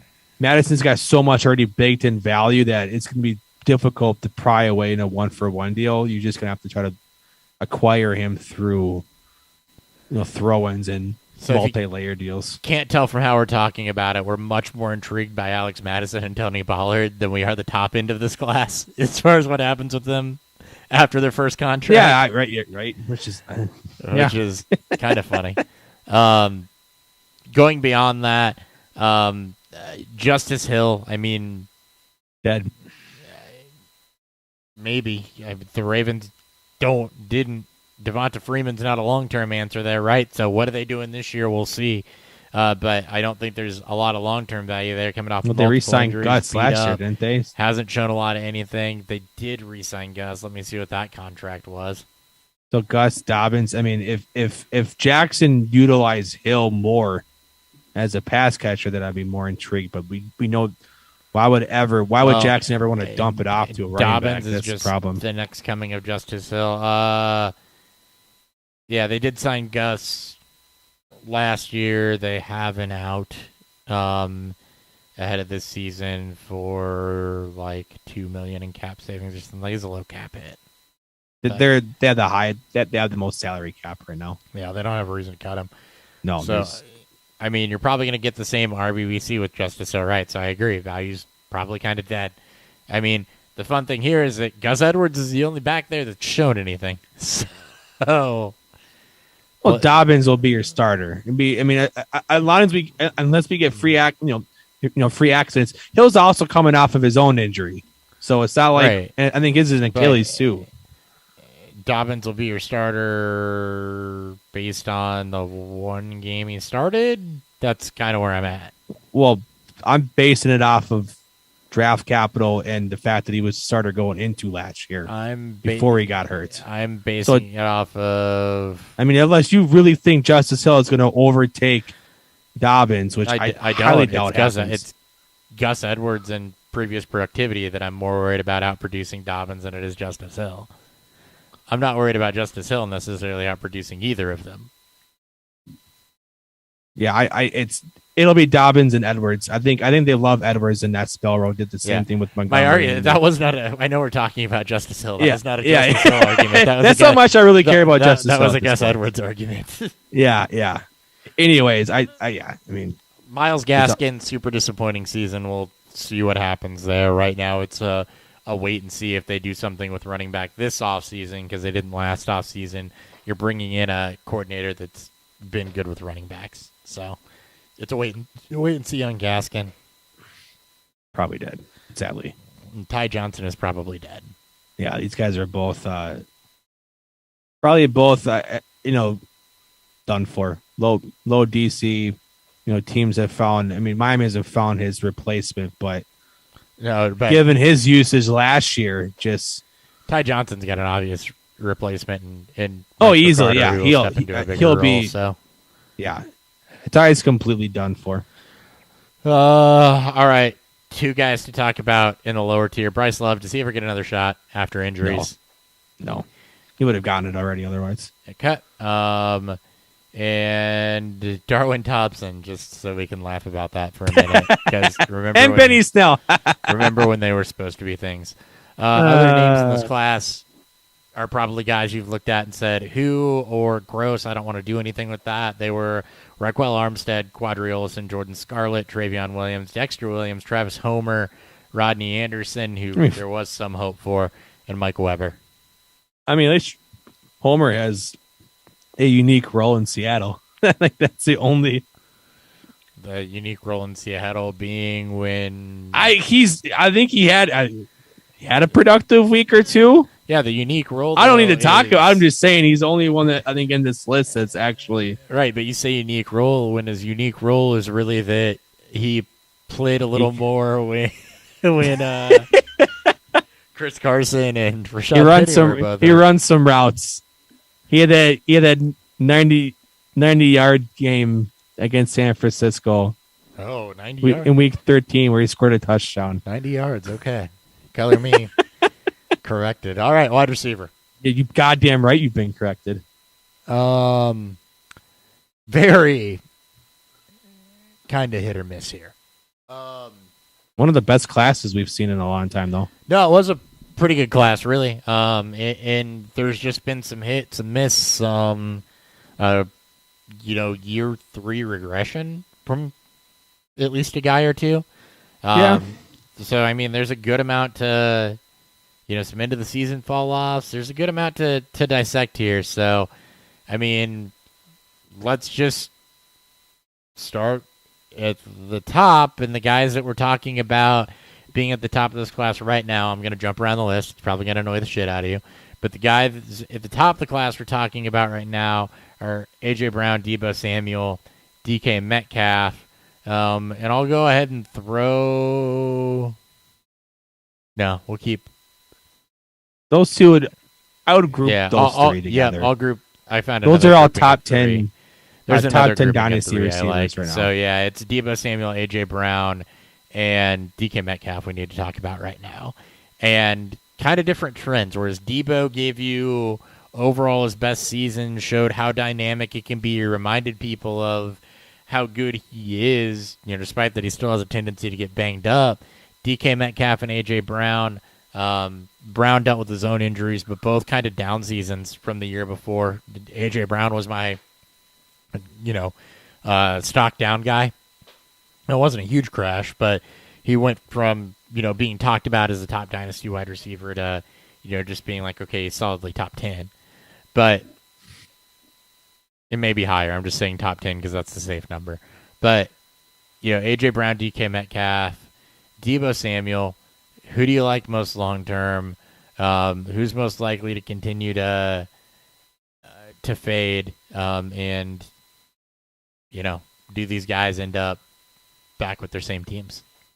I'm not going to fade any of them. They're all cornerstone, build their own pieces.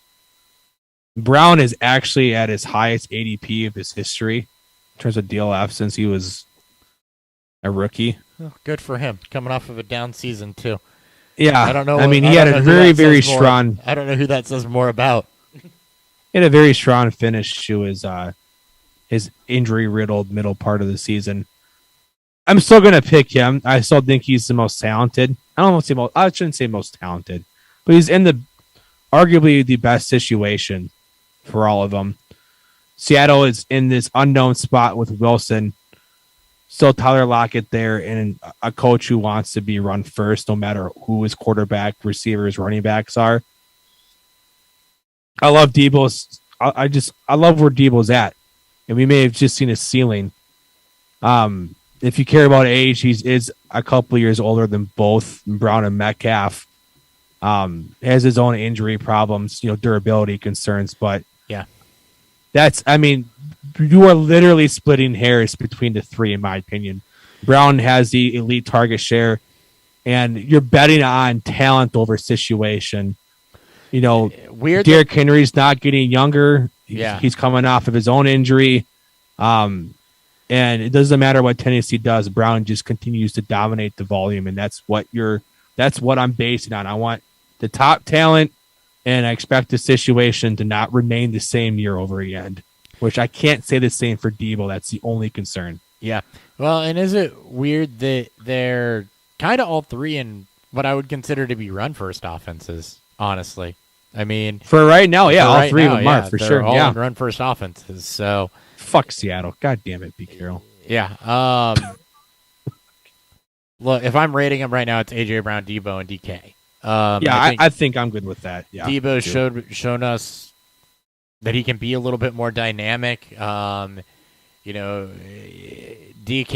I mean, all of Seattle is out of sync, but DK's fall off doesn't have the injury ties that AJ Brown's did. It was just he progressed. I don't know how else to put it. I mean, quarterback play, I guess, because Wilson was hurt, but I mean, I think that Debo being used in as dynamic of a role as he is, and AJ Brown being, a top guy, like you said, with Derrick Henry not getting any younger, and a huge yak guy that I just profiled better than DK Metcalf coming out of this draft, is still kind of my one. All three guys I think are holds to me, unless even if you're on a rebuilding team, they're still young enough. Wide receivers, I mean, they're going to get a second contract that they're going to play through pretty easily. Yeah. I think all three guys. So, yeah, I'd even be looking out there and trying to get yourself some Metcalf.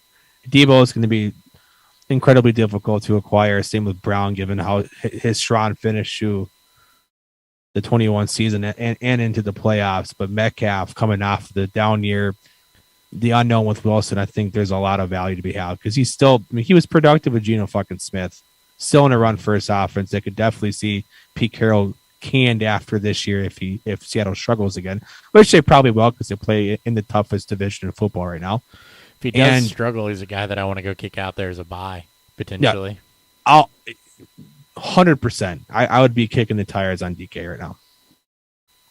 All right, kind of going down to, I want to say next tier. Yeah, we'll do next tier with this group.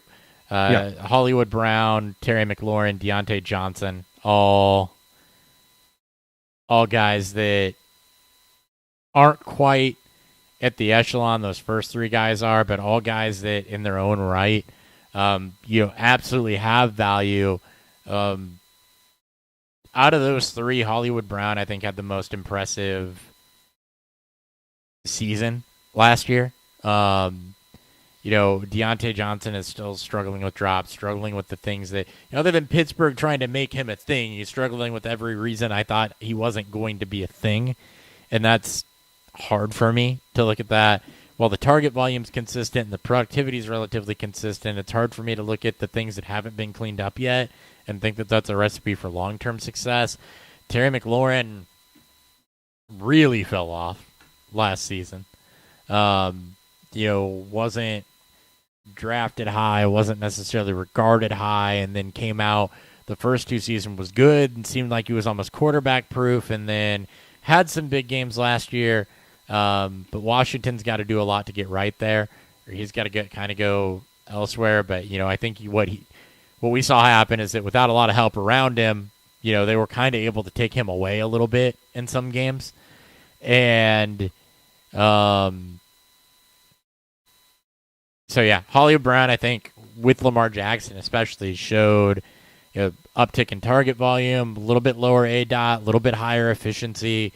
He took the steps in the right direction that I want to see from a third-year receiver that's progressing, that also has some extreme big play ability.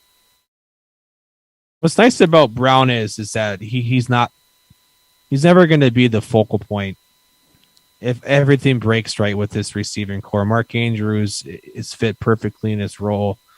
Rashad Bateman is true, like he profiles as an alpha, and given where he started from, missing the first 5 games of the year and being able to carve out a role as early as the first week he came back, Brown fits in that spot. I don't love his ceiling. Most stable situation, though, 2 out of those 3. Yeah, I still like Deontay more. The dude still finished top 5 in target share, commanding over 28%. And that's playing, regardless of how you feel about Claypool. He was able to still do that despite the concerns we have about him. Still top 5 in snaps. I'm surprised. I mean, I'm not surprised because Juju got hurt. The slot snaps aren't as high, but he still runs most routes. Might have still in a very competitive balls. Yeah, I see why we're excited. Yeah, well, hey, it can't get worse. It's not going to get worse than Big Ben, right? If they're going to, I mean, he still plays the role. He still plays the perfect safety net role where he's a great separator. He's a good route runner. And while, yes, drops suck, you can't drop the football if you're not getting targets. It was just something that he does extremely well. So I've been trying to acquire Deontay. Like, I want wide receivers that can, garner target production. And in what is considered a very terrible situation from a quarterback play. Does he have his concerns? Yes. That's why he's not a top 10, top 15 receiver in Dynasty. Mclaren at least showed the explosive big play ability, but like you said, drop off in quarterback play, drop off in whole on offensive play. No one was mistaking homeboy, their quarterback. I can't now not remember names. Taylor Heineke? Yeah, Heineke to be the future of that team, or even Fitz. So it's you're hoping with McLaurin that he's a hold in that if they go after a quarterback this year, whether it be a veteran or a rookie, that you get to see him bounce back into his first 2-year form. I like all three. I actually like trying to acquire all three. Brown's probably the cheapest. I will say that people love Bateman. I will say that I do think Deontay, if things break right for the Steelers in this quarterback overhaul, does have very, very high upside, and the floor could end up a lot higher than Hollywood's, and the upside could end up a lot higher than Hollywood's. I just have a lot of concerns about what they're going to do, again, on February 9th, 2022. I could see those two easily flip-flopping for me, though, when we I want them talk all. about I want post-draft or post-free agents. I want them all, too. I want to acquire all of them. Except for maybe Mclaren. I got rid of him. But that's there were true. things in his profile, too, that I didn't like. If you look up what you got out of Terry McLaurin. I think I talked about this. Maybe I did. Yeah, a little bit ago. I can't remember if I talked about this a couple weeks ago or not, if McLaurin was a guy that I highlighted. But, he does not have the underlying profile that Deontay Johnson has or that Hollywood Brown has. I mean, aside from the quarterback stuff, they, for whatever reason, with Rivera, changed how they were using him. They upped his ADOT by a lot. He had the volume, but poor target it feels quality, like Allen poor Robinson. quarterback play, extremely poor separation, poor contested catch, and that's really what gets me about it is that, if you can't win contested balls and you don't separate, the other stuff doesn't necessarily matter as far as your unrealized air yards being high or how good your target quality was or anything like that. There's signs that there could be more there for McLaurin. I just don't like the signs he has as much as I like the signs that Deontay or Hollywood have. Yeah. No, I'm good with that. Like I said, I want to try to get all three. I think all three are so undervalued. McLaurin's Brown are probably still the lowest. There's a lot of Deontay truthers, so it might be a little harder to pry him. Well, and with the Steelers, that'll be the case. And with the Steelers and their fan base. So yeah. Yeah. All right. Rest of these guys, I'll throw them out there, and then we'll talk because I don't want to try to split them up. I want to talk Renfro. I think Renfro deserves his own talking point. And that was it, because I couldn't figure out if I wanted to put Renfro with like Hardman and Campbell maybe, or just Renfro by himself. So I agree with Renfro by himself. God, his dynasty rank. Jesus, people don't buy into him. Nope, and I don't understand it because everything's shown he's an elite route runner with reliable hands. With Waller taking a step back. Hunter Renfro is the guy that stepped up. He showed some touchdown upside, and now he's getting an offensive coordinator that has made a lot of use out of this type of receiver. Miguel Chapton, friend of the show, the other day asked, put out there that, Hunter Renfro was a model buster for PSI. And Hunter Renfro profiles almost exactly, this is cliche, I'm warning you. Hunter Renfro profiles almost exactly like Wes Welker profiled from an athletic standpoint. Popped up 6 in the red zone targets. Again, just a ton of target volume. Big yak. Total TDs were up. Super reliable second and catch rate.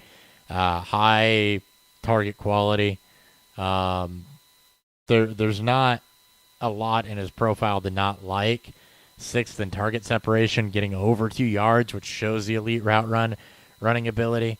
This is a guy that, especially in a Josh McDaniels offense, may go even higher. Yeah, I mean, he's been one of the hardest people for how I actually want to view and like feel about him for Dynasty. 26 years old, like in that quote unquote prime spot. He's in a great role. The Raiders, skill set that coaching change hopefully doesn't matter much. Skill set that plays into his 30s. Yeah, a skill set that should see him play longer than Aj should care about.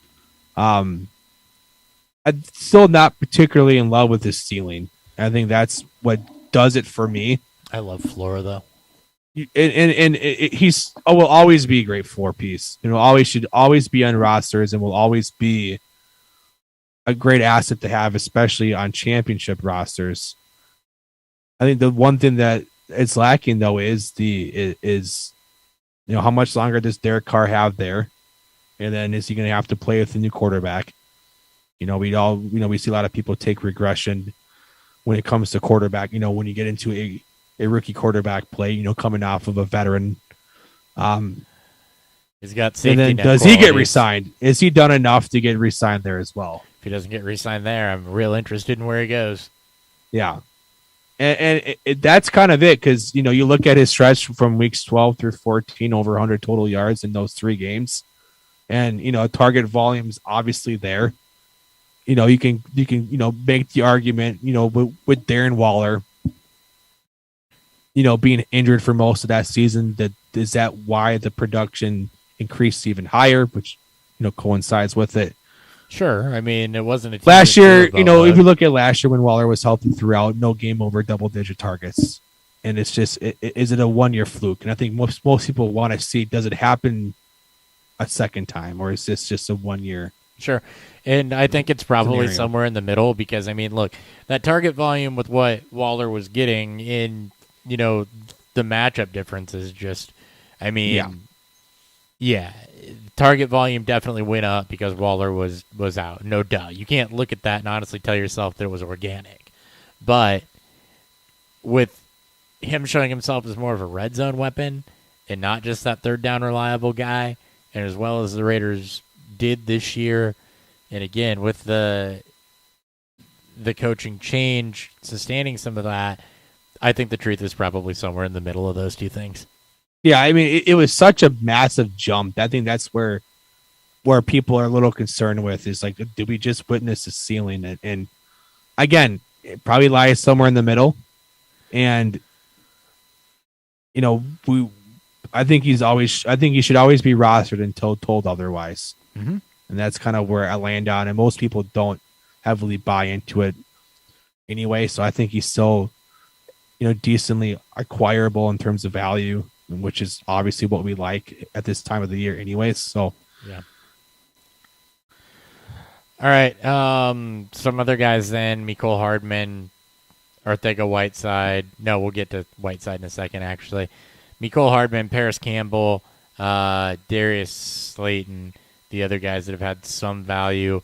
Hardman, I think, is a role player. Campbell, unfortunately, the emergence of Pittman with Campbell dealing with injuries going now into year 4 has thrown some water on what his upside was. It's still, he could be a late breakout because he's not a guy like, Hardman, who's been mostly healthy, that's just shown that he's pretty much a role player and not a lot else. Campbell's a guy that just really hasn't been able to stay on the field and really show you what's there yet. And Darius Slayton was, had some big games, I think, kind of by default, but is kind of frozen out by that Giants situation right now. Slayton was he was just a touchdown producer. Yeah. And the Giants, with them overhauling everything, Slayton just feels like he's going to be just moving on to the next team. Hardman's showing absolutely nothing besides one-off, long play that scores a touchdown, doesn't get target volume. Was a terrible pick to begin with. I love Campbell's, pairing with Pittman, they both play so differently. Pittman of the traditional alpha outside guy who doesn't need to win with separation or route running. He can just, body. He's great at the 50-50s. While Campbell is just, that's his role. I love him if they finally get rid of Ty, but I think with Campbell, we have 3 straight years of injuries. That's the hard part. It might not happen for him, and that's just the shitty part. Mm-hmm. Like, we all liked him far more than Terry McLaurin, coming out. But Campbell, who got the capital too, he couldn't stay healthy, and he just found himself likely going to get replaced because that Colts offense outside of JT and Pittman feels interchangeable. Yep. And maybe Hines, because Hines was re-signed last year. It feels like you're going to start seeing more and more replacements on that offense. All right, other names that we don't have to talk about. Andy Isabella. Bus. Sorry, there's 3 guys I would consider busts here based on where they're drafted, and it's N'Keal Harry, Ortega-Whiteside, and Andy Isabella. People forget how high he went and how little he's done. So, which is nothing. He's done nothing. He's just going to be gone, and Harry's on his way out of the Patriots, and he's going to be the next guy like, Kevin White or Perriman or Doxson that just kind of, or Treadwell that just kind of floats around the league on different rosters and, might, when he's the only guy there, give you some upside, but isn't going to be it. And Ortega-Whiteside's just going to float around and be a punchline. He is, with him and Rager. Yep. Harry, if Harry can get his attitude in check, you can find some work ethic to him. I think you can see a Treadwell type of, few game resurgence. Isabella just falls in line with the constant misses from the Cardinals wide receiver drafts. You mean nobody learned from Tavon Austin? If it wasn't for the Eagles, right? Like, no one's learned. Nobody learned that the 5'8" guy with blazing speed is not who you draft other than Tyreek Hill. Blind squirrels find nuts sometimes, right? He got lucky. Yeah, he was the super guy below lucky. 5'10" that has blazing speed and not much else isn't really what you go sign. Yeah, and it's if it wasn't for the Eagles, the Cardinals would be the punching bag for complete misses at wide receiver each and every year. Yeah, they would be. Other guys, Kelvin Harmon, who was a top guy and then fell off through the draft process. Scotty Shout Miller. out to Matt Hicks. Yeah. Scotty Miller, who has had some nice games, which is just a role player. Jalen Hurd, Miles Boykin, highly athletic tandem that's been mostly hurt, never realized any of that upside. Hakeem Butler's a tight end now. Another guy like Kelvin Harmon, though, that was considered near the top of the class before the actual draft proceedings started. He fooled a lot of people. Yeah. He fooled a lot. And then Gary Jennings, Riley Ridley, who somehow also fooled a lot of people. Riley Ridley, Jesus. Keyshawn Johnson, Travis Fulgham, who actually had a good season. Jawan Winfrey, Marcus Green, Terry Godwin, B.C. Johnson, Dylan Mitchell. Dylan Mitchell being the biggest disappointment to not have ever seen anything out of on this list for me. Yeah. Mitchell should. Yeah, there's nothing. There's just, these guys are. Sure. So a lot of turn and burn. All right, tight ends. So we'll go through kind of everyone together here in the top end like we did quarterback. So the guys that have produced, have solidified themselves spots, T.J. Hawkinson, Noah Fant, Irv Smith Jr., Dawson Knox, Foster Moreau, Irv Smith Jr. Behind Rudolph and then injured. So he's kind of like, there's one in every tier, right, where they haven't shown it yet, but you'd still think they will. We've seen flashes out of Fant. Hawkinson's been really good, and Dawson Knox just had a breakout year. And then Foster Moreau, trapped behind Waller, but I think we kind of know what he is. Yeah, a guy that just somehow gets more targets than he should probably get, even though we like big him. Ass red zone body. Otherwise. Yeah, I think Fant's kind of been the most disappointing, but I mean, if you see an increase, better increase in QB play overall, but he also just witnessed both Sutton and Patrick get re-signed, which there's so many good playmakers on this team. He's just never going to get to that desired target share. Fant feels like an easy second team blow up. That's how I feel about Evan Ingram too. But for a tight end, right? For Fant and Njoku. For Fant, I mean, still 90 targets, 600 plus yards, touchdowns go up a little bit. I mean, that's a top 6, top 7 tight end. Yeah, it's not with him. It's just he's in that cluster, right? We talk about every year from a redraft standpoint, which still kind of fits the same for dynasty. It's just it's not good enough to be like upper echelon. You know, Hawkinson with the target volume that he should receive. What we saw from Mark Andrews and even Kyle Pitts. And Pitts' ranking is solely based on what he did this year and his age compared to everybody else. Yeah. It's just Fant. You want more, I think, or you want him to separate himself and get into that top tier. So I'll just put it this way: the fact is that there are, let's see, Kittle, Kelsey, Andrews, Hawkinson, Pitts. There's 5 top tier tight ends. Most of your solid dynasty leagues, there's 12 teams. You got to find 7 other guys that you kind of believe in. And I think Noah Fant, with the upside still there, and at least what the productivity shows, is still a guy that you can believe in that 7 other guys realm. And it's kind of like Dawson Knox, right? Where it's almost flipped. Dawson Knox, pending what happens with, the rest of that receiving core, right? Didn't really see a ton of target volume. He didn't have a lot of the volume that Noah Fant had, but what he did have was 9 touchdowns and a red zone share. So, they're kind of the guys that you look at here and you're like, well, I guess he was close. He was 100 yards off and 18 targets. So, kind of an echelon below Fant from a volume perspective, 5 more touchdowns.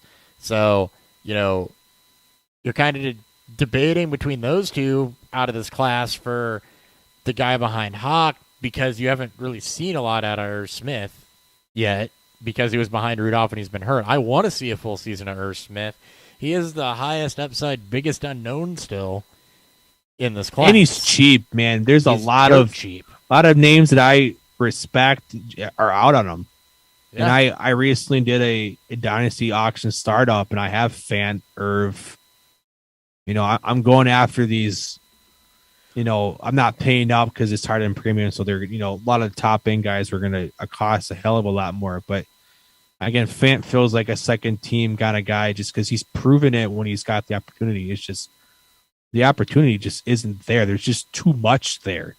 Yeah. It's not even just the receivers. You have both running backs, and you even have a backup in Albert O, who's just as athletic. So I like Fant. I still like Fant more than Knox, because I love what his role could turn into. Now I think Knox will always be a red zone guy, because I don't see him leaving Buffalo for a while.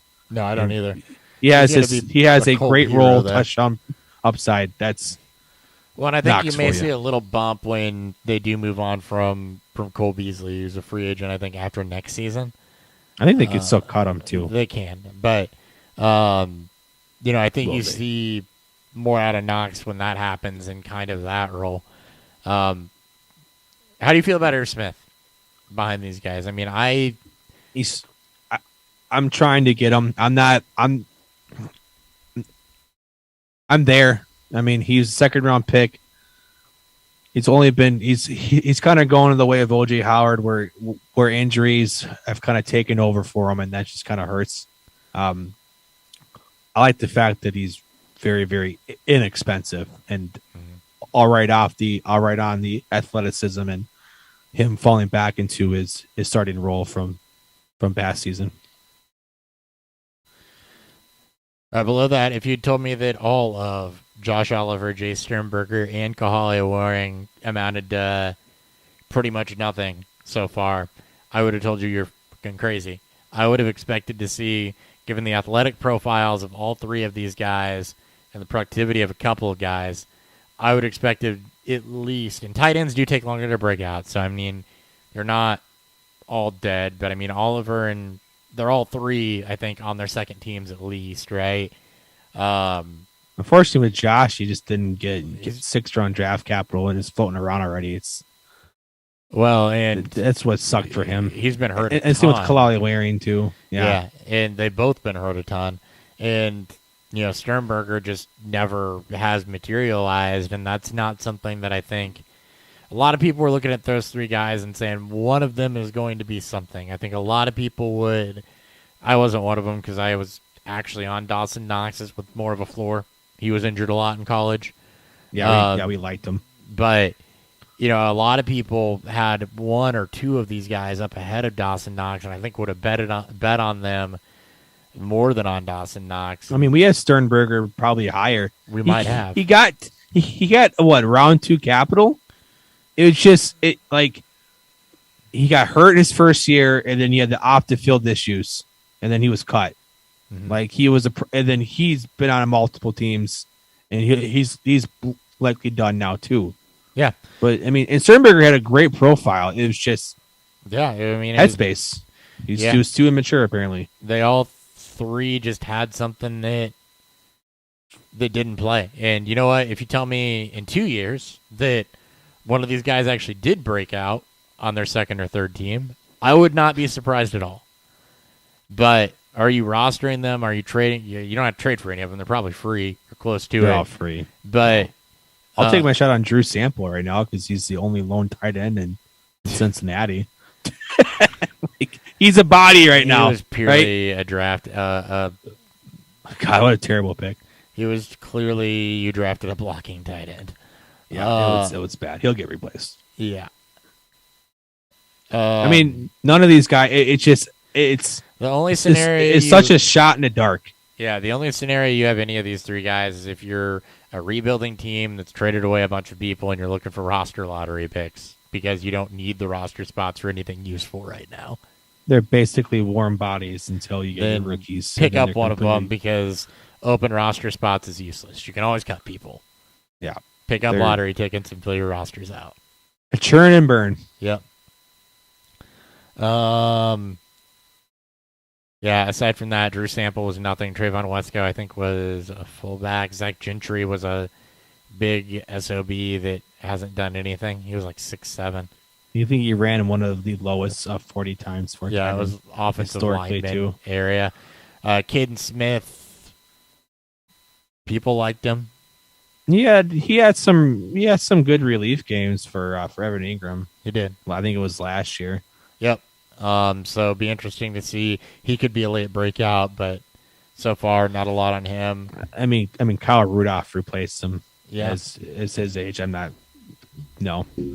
Yep. Isaac Nuada, nothing. Tommy Sweeney, nothing. He was drafted with Dawson Knox to the Bills. Dawson Knox has easily surpassed that. Alize Mack, I think, is out of the league, and so is Caleb Wilson, who also had a good draft profile. I mean, he's not floating around on teams anymore and went like in the 7th round. He's a guy that I think early on was talked about is, up there with Fant or Smith and those guys, given his athleticism and his productivity. But I don't remember the name at all. Really? I'll pull up. He was the UCLA tight end that year. I thought that was Alize Mack. Nope. That was Caleb Wilson. He was Caleb Wilson. Yeah, you're right.